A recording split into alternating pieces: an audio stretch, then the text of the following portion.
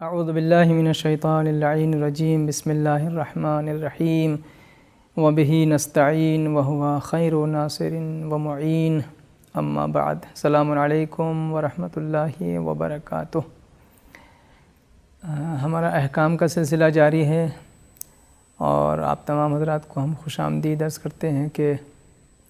آپ حضرات ان کلاسز میں مسلسل شرکت فرما رہے ہیں اور اپنا قیمتی وقت اس کے لیے آپ حضرات دے رہے ہیں۔ خداوند عالم انشاءاللہ اس دنیا میں بھی اور آخرت میں بھی اس کا بہترین اجر آپ حضرات کو عنایت فرمائے۔ ماہ رمضان یقیناً ایک بہت ہی بے مثال مہینہ ہے کہ جس کا کسی بھی مہینے سے مقایسہ اور نہیں کیا جا سکتا، اس کا کمپیریزن نہیں کیا جا سکتا، اس کو آپ کسی بھی مہینے سے کمپیئر نہیں کر سکتے۔ خداوند عالم اس مہینے میں اپنے بندوں کو جہنم سے آزاد ہونے کی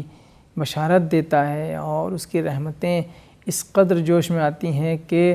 احادیث اور روایات میں اس بات کی طرف اشارہ کیا گیا ہے کہ اگر کوئی شخص ماہ رمضان میں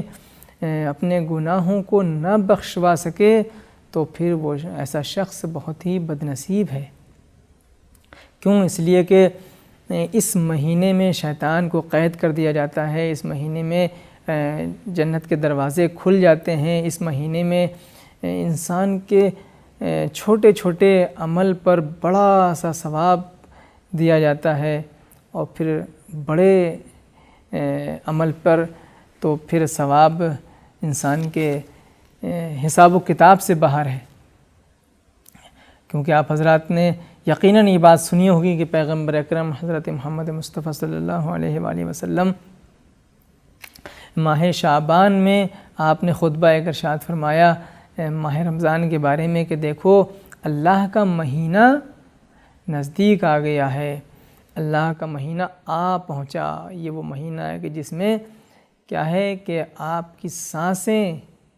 وہ تسبیح کا درجہ رکھتی ہیں، نیند یعنی سونا وہ عبادت ہے، دعاؤکم فیہ مستجاب، جو اللہ سے مانگو گے وہ پورا ہوگا، دعائیں قبول ہوں گی۔ اور اس مہینے میں اب بتائیے انسان کیا ہے، سوئے گا تو بہرحال یقیناً اور نماز پڑھے گا، تو چھوٹے چھوٹے عمل کا ثواب بھی بے حساب رکھا ہے اللہ نے اس میں۔ ایک آیت پڑھو گے قرآن کی، پورے قرآن کا ثواب دیں گے، اللہ اکبر۔ تو یہ ساری چیزیں ہیں، ایک ایک لمحے سے انسان کو فائدہ اٹھانا چاہیے۔ میں یہاں کے اوپر ایک بات جو میں عرض کرنا چاہ رہا ہوں وہ یہ ہے کہ جب رسول اللہ یہ خطبہ ارشاد فرما رہے تھے کہ اس میں اتنی فضیلتیں ہیں کہ اس میں سونا عبادت ہے اور سانس لینا بھی جو ہے تسبیح ہے، اور ایک آیت پڑھو گے تو اتنا ثواب ہے، اور ایک رکعت انسان مثلاً اگر ایک رکعت نماز پڑھے تو اتنا ثواب ہے، تو مولا کائنات نے پوچھا کہ یا رسول اللہ یہ بتائیے کہ اس میں سب سے افضل عمل کون سا ہے اس مہینے میں؟ آپ کے ذہن میں بھی یہ سوال ہو سکتا آئے کہ اس میں سب سے افضل عمل کون ہے، اس لیے کہ اس میں تو ہر عمل افضل نظر آ رہا ہے، اس میں تو ہر عمل ایسا ہے کہ جس کو انسان انجام دینے کی کوشش کرتا ہے کیونکہ اس میں ثواب بے انتہا ہے۔ تو جس مہینے میں ہر عمل افضل نظر آ رہا ہو، اس مہینے میں حضرت علی نے یہ پوچھا رسول اللہ سے کہ یہ بتائیے یہ جو فضیلتیں آپ نے گنوائی ہیں سب سے افضل عمل کون سا، اس کی طرف اشارہ کیجیے۔ تو ہو سکتا ہے آپ اپنے ذہن پہ زور ڈالیے، سوچیے کیا ہو سکتا ہے۔ کوئی ہو سکتا ہے یہ کہے کہ مثال کے طور پر نماز پڑھنا، کوئی کہے گا قرآن پڑھنا، کوئی کہے گا دوسروں کی مدد کرنا، کوئی کہے گا کچھ، کوئی کہے گا کچھ، لیکن آپ دیکھیں کہ پیغمبر نے کیا جواب دیا، اور وہ واقعاً بہت ہی اہم جواب ہے۔ پیغمبر نے ارشاد فرمایا کہ دیکھو اس میں سب سے افضل عمل ہے اپنے کو گناہوں سے بچانا، اپنے کو گناہوں سے بچانا۔ کیوں؟ آپ دیکھیں اس لیے کہ جب انسان اپنے کو گناہوں سے بچائے گا تو وہ تھوڑی سی نیکی بھی اگر کرے گا تو وہ نیکی اس کی محفوظ ہوگی، وہ اس کو جنت تک لے کے جائے گی۔ لیکن ایک طرف انسان نیکیاں کرتا رہے، دوسری طرف گناہ بھی کرتا رہے، تو اس کا نتیجہ کیا ہوگا کہ وہ نیکیاں جو ہیں ختم ہو جائیں گی، وہ گناہ ان نیکیوں کو ختم کر دیں گے۔ ویسے ہی ہے جیسے انسان ایک باغ لگائے اور پھر اس کے اندر آگ لگا دے، ایسے ہی جیسے ایک انسان ایک عمارت بنائے اور پھر اس کو گرا دے، منہدم کر دے، تو اس سے بہتر یہ ہے کہ اس پورے باغ کو لگانے کے بعد اس کو جلانے سے بہتر یہ ہے کہ پورا باغ نہ لگائے، بلکہ تھوڑا تھوڑا 2 3 ایک ایک درخت لگا لے، لیکن ان کو محفوظ رکھے، بچائے۔ پوری عمارت بنا کے گرانے سے کیا فائدہ؟ دھیمے دھیمے بنائیے لیکن اس کو گرائیے نہیں۔ تو کہنے کا مطلب یہ ہے کہ عمل کرنے کے بعد اس کو بچا لے جانا یہ کمال ہے، عمل کرنا کمال نہیں ہے۔ عمل کو قیامت تک، آخری دم تک اس کو محفوظ کر لے جانا، اللہ کی بارگاہ میں لے جا کے پیش کر دینا کہ یہ میں لے کے آیا ہوں، یہ کمال ہے۔ خیر، تو ہماری گفتگو احکام کے سلسلے میں ہے کہ اللہ کے جو احکام ہیں وہ روزے سے متعلق، وہ جو باقی چیزیں رہ گئی تھی وہ ہم آج آپ کی خدمت میں عرض کرنا چاہتے ہیں۔ بہرحال مبطلات روزہ آپ کی خدمت میں ہم نے بیان کر دیا، کن چیزوں سے انسان کا روزہ باطل ہو جاتا ہے، ان چیزوں سے پرہیز کرنا چاہیے، اپنے کو بچانا چاہیے۔ لیکن کتنا رحیم ہے وہ، کریم ہے وہ پروردگار کہ اس نے انسان کو مجبور نہیں کیا۔ اس نے کہا، اس نے یہ کہا کہ اگر جان بوجھ کے کھاؤ گے پیو گے تو روزہ باطل ہے، اگر بھولے سے تم سے یہ غلطیاں ہو جائیں تو وہ روزہ تمہارا باطل نہیں ہوگا۔ اب آتے ہیں کہ اگر کوئی شخص جان بوجھ کر کے روزے کو توڑ دے یا روزہ نہ رکھے ماہ رمضان میں، تو اس کا کفارہ کیا ہے اور اس کا جرمانہ کیا ہے، اس کے اوپر کیا فائن اللہ نے لگایا ہے۔ فرماتے ہیں کہ اگر عمدن، جان بوجھ کر کے، نہ کہ بھولے سے، نہ کہ مجبوری میں، کوئی شخص روزے کو باطل کرتا ہے تو اس کے اوپر قضا بھی واجب ہے اور کفارہ بھی واجب ہے۔ قضا یعنی ماہ رمضان کے بعد اس روزے کو وہ رکھے، اور کفارہ یعنی جرمانہ۔ جرمانہ کیا ہے؟ جرمانہ یہ ہے کہ ایک روزے کے بدلے، اگر اس نے ایک روزے میں ایسا کیا کہ جان بوجھ کر کے اس نے روزے کو باطل کیا یا روزہ نہیں رکھا، تو یا تو ایک غلام آزاد کرے یا 60 فقیروں کو کھانا کھلائے، یا 2 مہینے مسلسل، نہیں 2 مہینے روزہ رکھے جس میں سے 31 دن اس کو مسلسل رکھنے ہیں، پے در پے رکھنے ہیں، یعنی 30 اور 31 روزے اس میں اس کو کوئی گیپ نہیں کرنا ہے، اس کو مسلسل رکھنے ہیں۔ اس کے بعد باقی 29 دن جو ہیں اس میں گیپ کر سکتا ہے۔ اور 60 مسکینوں کو جو کھانا کھلانا ہے اس میں بھی یہی ہے کہ ان کو پیٹ بھر کے کھانا کھلائے، اور یا 1 مد ان کو کھانا دے دے، اناج دے دے یا چاول دے دے۔ 1 مد یعنی 750 گرام، ہر فقیر کو 60 اگر فقیر ہیں 60 کو ہر ایک کو 1 مد طعام یعنی 750 گرام خوراک، کھانے کی چیز، چاہے وہ گیہوں چاہے وہ چاول ہو، وہ ان کو دے دے۔ تو یہ ہے کفارہ، یا ایک غلام آزاد کرے، یا 60 مسکینوں کو کھانا کھلائے، یا 2 مہینے روزے رکھے جس میں سے 31 دن مسلسل اور پے در پے ہونے چاہیے، کوئی اس میں بیچ میں گیپ اور ناغہ نہیں ہونا چاہیے۔ اب آتے ہیں وہ جگہیں جہاں کے اوپر انسان کے اوپر صرف قضا واجب ہے، کفارہ واجب نہیں ہے، صرف اور صرف قضا واجب ہے۔ وہ کیا ہے؟ اس میں پہلی جگہ ہے جہاں کے اوپر انسان جان بوجھ کر کے قے کر دے۔ اگر روزے دار عمدن جان بوجھ کر کے قے کر دے تو اس کے اوپر کفارہ نہیں ہے، بلکہ کیا ہے؟ بعد میں اس روزے کی صرف قضا کرنا ہے۔ دوسری جگہ، دوسرا مقام کیا ہے؟ جب انسان بھول جائے کہ اس کے اوپر غسل جنابت واجب ہے۔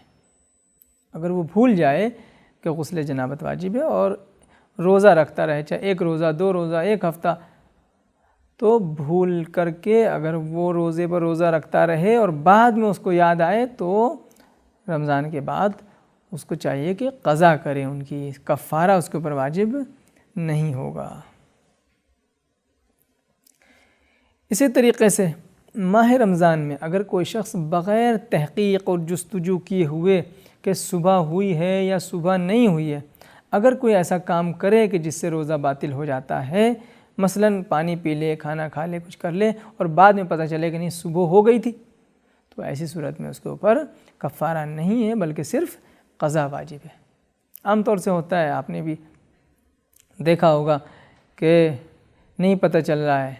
کہ صبح ہو گئی ہے نہیں ہوئی ہے، اذان کا وقت ہو گیا ہے یا نہیں ہوا ہے، اور انسان لاپرواہی برتے، نہ کسی سے پوچھے، نہ کوئی جستجو کرے، نہ کوئی تحقیق کرے، اور سوچے کہ چلو ابھی نہیں ہوئی ہے صبح انشاءاللہ، اور چلے 2 لقمے اور کھا لیتے ہیں، چلیے 2 گلاس اور پانی پی لیتے ہیں۔ تو فرماتے ہیں کہ ایسا نہیں کرنا چاہیے، تحقیق اور جستجو کرنا چاہیے۔ اور اگر انسان نے بغیر تحقیق اور جستجو کے ایسا کام کیا اور پتہ چلا کہ نہیں، جب آپ نے پانی پیا تھا اس وقت اذان ہو چکی تھی یا اذان کا وقت ہو چکا تھا، تو ایسی صورت میں آپ کے اوپر ضروری ہے کہ قضا کریں۔ اسی طریقے سے اگر کوئی شخص آپ سے کہے کہ ابھی صبح نہیں ہوئی ہے اور آپ اس کے کہنے کے مطابق عمل کر لیں اور کچھ کھا لیں اور بعد میں پتہ چلے کہ نہیں صبح ہو گئی تھی، تب بھی آپ کے لیے قضا ضروری ہے۔ اسی طریقے سے اگر کسی شخص نے سفر کیا ہے ماہ رمضان میں، تو سفر کرنے کی وجہ سے جو روزے اس کے قصر ہوئے ہیں، جو روزے اس نے نہیں رکھے ہیں، ان روزوں کو وہ کیا کرے گا؟ ماہ رمضان کے بعد قضا کرے گا، کفارہ اس کے اوپر واجب نہیں ہے۔ بہت سے لوگ پوچھتے ہیں کہ ماہ رمضان میں سفر کرنا کیسا ہے؟ سفر آپ کو اگر کرنا ہے تو کوئی حرج نہیں ہے، سفر کر سکتے ہیں، لیکن بعض لوگ یہ پوچھتے ہیں کہ ہم روزے سے بچنے کے لیے سفر کرنا چاہتے ہیں تو کیا حکم ہے؟ فرماتے ہیں کہ اس میں بھی کوئی حرج نہیں ہے، آپ روزے سے بچنے کے لیے بھی سفر کر سکتے ہیں۔ ہاں بس یہ ہے کہ ایسا سفر مکروہ ہے، ایسا سفر مکروہ ہے، یعنی اگر آپ کریں گے تو کوئی آپ کے اوپر گناہ نہیں ہے، لیکن اگر نہ کریں تو بہتر ہے۔ بہت سے لوگ ہوتے ہیں بھائی گرمی بہت ہے اس وقت، چلے سفر کر لیتے ہیں، جب سردی آئے گی اس وقت قضا کر لیں گے، کوئی حرج نہیں ہے، آپ کر سکتے ہیں لیکن مکروہ ہے۔ اسی طریقے سے یہاں پہ یہ ذہن میں رہے کہ سفر میں، ہم نے پچھلے جلسے میں یہ بات بتائی تھی آپ کو، پچھلے درس میں، کہ سفر میں انسان کا روزہ قصر ہو جاتا ہے۔ ہر وہ سفر جہاں کے اوپر انسان کی نماز قصر ہے وہاں کے اوپر روزہ بھی قصر ہے۔ ہم یہاں پر اس میں ایک چیز اور اضافہ کر دیں کہ اگر انسان مثال کے طور پر اس کی نماز سفر میں قصر نہیں ہے تو اس کا روزہ بھی قصر نہیں ہوگا۔ بہت سی جگہ ایسی ہیں، بہت سے مقام ایسے ہیں کہ جہاں کے اوپر مسافر کی نماز پوری ہوتی ہے۔ مثلاً ایک شخص کا مشغلہ اور اس کا کام ہی سفر کرنا ہے، جیسے ڈرائیور ہے تو وہ کثیر السفر ہے، تو وہ سفر میں نماز پوری پڑھے گا، قصر نہیں کرے گا، تو اور ایسا شخص سفر میں روزہ بھی رکھے گا۔ یا اسی طریقے سے مثلا اگر کوئی شخص سفر کر رہا ہے کسی حرام کام کی وجہ سے، حرام کام کی وجہ سے سفر کر رہا ہے تو اس کی نماز پوری ہے، نماز قصر نہیں ہوگی۔ مثال کے طور پر کسی کو اذیت پہنچانے کے لیے یا کسی کا حق غصب کرنے کے لیے یا کسی کی جھوٹی گواہی دینے کے لیے وغیرہ وغیرہ اگر وہ سفر کر رہا ہے تو یہ سفر کیا ہے؟ حرام ہے۔ تو اگر معصیت خدا میں انسان سفر کر رہا ہے تو ایسی صورت میں اس کی نماز بھی پوری ہوگی اور اس کا روزہ بھی اس کو سفر میں رکھنا ہوگا۔ تو ہماری گفتگو چل رہی تھی جہاں کے اوپر انسان کے اوپر صرف اور صرف قضا واجب ہے اور کفارہ نہیں ہے۔ تو سفر کی وجہ سے اگر انسان کے روزے باطل ہوئے ہیں، یعنی سفر کی وجہ سے اس کے روزے اگر قصر ہوئے ہیں تو وہ بھی صرف اور صرف قضا کیے جائیں گے، بعد میں اس کو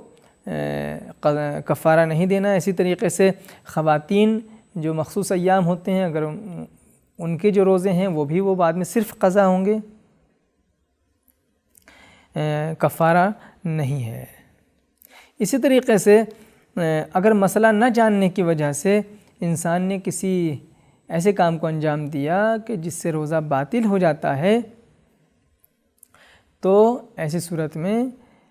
اگر وہ مسئلے کو نہیں سمجھ سکتا تھا، یعنی اس کے پاس ایسے راستے نہیں تھے کسی سے پوچھ سکے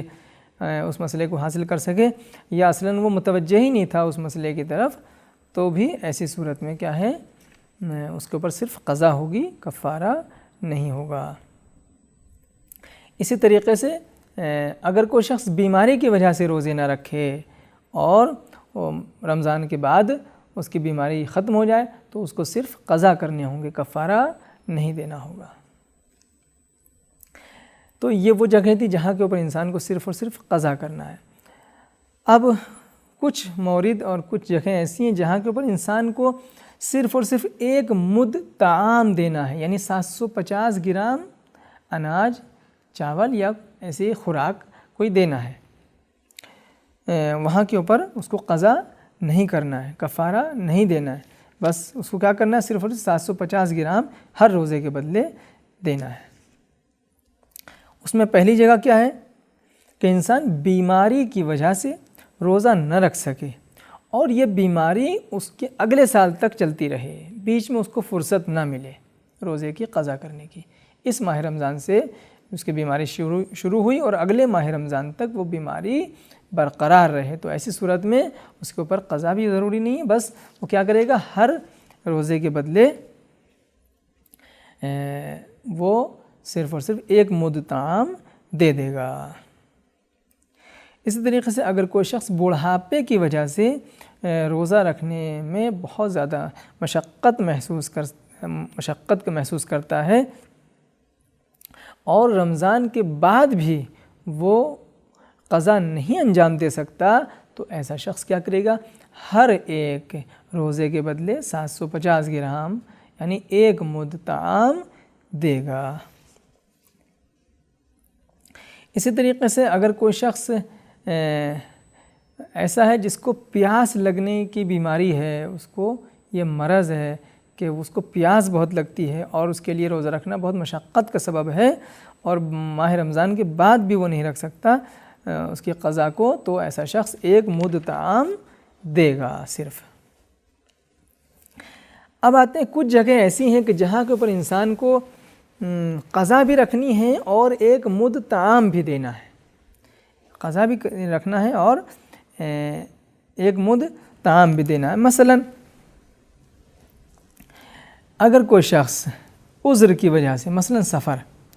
اس نے روزہ نہیں رکھا، سفر درپیش تھا اور رمضان کے مہینے کے بعد یہ عذر ختم ہو گیا،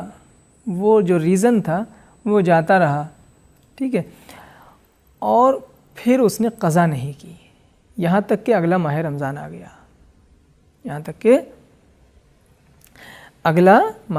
آ گیا، تو ایسی صورت میں اس کو چاہیے کہ وہ ایک مد طعام بھی دے ہر روزے کے بدلے اور قضا بھی رکھے۔ اسی طریقے سے اگر کوئی شخص اپنے روزوں کی قضا کرنے میں کوتاہی برتے اور کوتاہی برتتے ایک ایسی سٹیج آئے کہ اب وقت تنگ ہو جائے بالکل، مثال کے طور پر اس کے 10 روزے قضا تھے اور اس نے ٹالتے شعبان کا مہینہ آ گیا، 10 تاریخ آ گئی، 20 تاریخ آ گئی، اب بس 10 ہی دن بچے ہیں رمضان کے آنے کے، تو یہ جو 10 دن بچے ہیں 10 ہی دن اس کے پاس روزے کے ہیں، یعنی 10 ہی دن اس کے قضا ہیں اور 10 ہی دن کا ٹائم اس کے پاس ہے، اس کو کہتے ہیں تنگ ہو گیا وقت۔ اب تو اگر وقت تنگ ہو جائے اور اس تنگ وقت میں اب اس کو پھر کوئی عذر پیش آ جائے، پھر کوئی مجبوری پیش آ جائے، مثال کے طور پر سفر پیش آ جائے یا مثال کے طور پر بیماری آ جائے، ٹھیک ہے، تو ایسا شخص کیا کرے گا، بعد میں قضا بھی کرے گا اور ایک مد طعام بھی دے گا ہر روزے کے بدلے۔ اسی طریقے سے وہ خاتون کہ جس کی یہاں ولادت ہونے والی ہے، اگر روزہ رکھنا اس کے بچے کے لیے نقصان دہ ہے تو وہ کیا ہے، روزہ نہ رکھے، روزے کے بعد رمضان کے بعد جب اس کا عذر برطرف ہو جائے، یعنی کیا کرے گی، جتنے روزے اس کے چھوٹے ہیں وہ ان کی قضا کرے گی اور ایک مد طعام ہر روزے کے بدلے راہ خدا میں دے گی۔ اسی طریقے سے بچے کے لیے ضرر نہ ہو، صرف اس کے لیے اگر ضرر ہو، ولادت قریب ہے، بچے کے لیے نقصان ہو چاہے اپنے لیے نقصان ہو، دونوں صورتوں میں یہی حکم ہے۔ ضرر چاہے بچے کے لیے ہو، ضرر چاہے خود ماں کے لیے ہو، دونوں صورتوں میں اس کو چاہیے کہ روزے کی قضا اور ایک مد طعام دے۔ اسی طریقے سے اگر کوئی خاتون ہے جو بچے کو دودھ پلاتی ہیں، اس کے لیے بھی یہی حکم ہے کہ اگر اس کے دودھ میں کمی واقع ہو رہی ہے روزہ رکھنے کی وجہ سے اور بچے کو دودھ پلانا ضروری ہے، تو پھر ایسی صورت میں اس کو چاہیے کہ روزہ نہ رکھے اور بعد میں قضا کرے اور ایک مد طعام ہر روزے کے بدلے دے۔ تو اس طریقے سے یہ وہ جگہ تھی کہ جہاں کے اوپر انسان کے اوپر قضا بھی واجب ہے اور اس کے ساتھ ساتھ ایک مد طعام دینا بھی ضروری ہے۔ اب کچھ احکام قضا اور کفارے کے متعلق ہم آپ کی خدمت میں عرض کر دیں کہ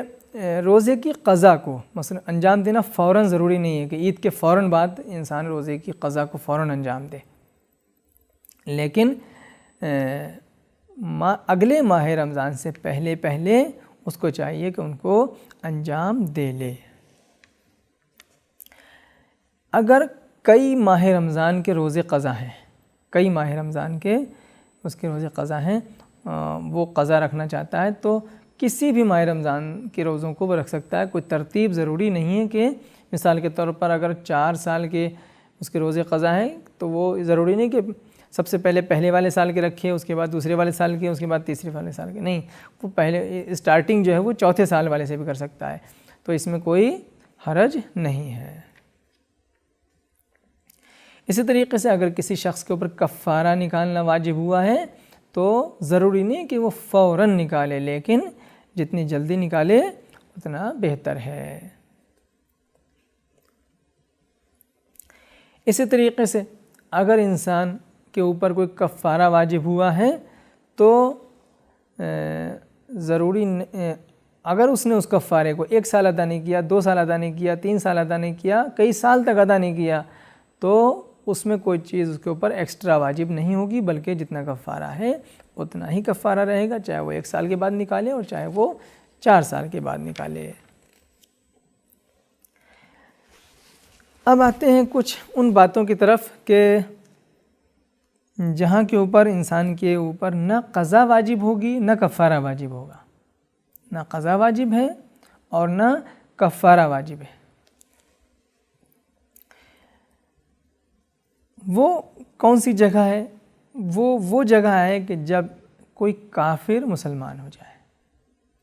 اگر کوئی شخص پہلے کافر تھا پھر بعد میں مسلمان ہوا، مثال کے طور پر 40 سال تک وہ کافر رہا، 40 سال میں مثال کے طور پر 15 سال کے بعد وہ بالغ ہوا اور فرض کریں کہ 25 سال کے روزے اس کے ذمے،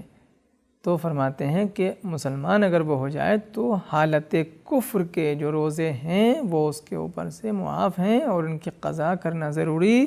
نہیں ہے، نہ اس کی قضا کرنا ضروری ہے اور نہ ہی اس کا کفارہ دینا واجب ہے۔ اسی طریقے سے وہ شخص جو بڑھاپے کی وجہ سے روزہ نہیں رکھ سکتا اور رمضان کے بعد بھی وہ بڑھاپے کی وجہ سے اس کی قضا نہیں کر سکتا، تو ایسی شخص کے لیے کیا ہے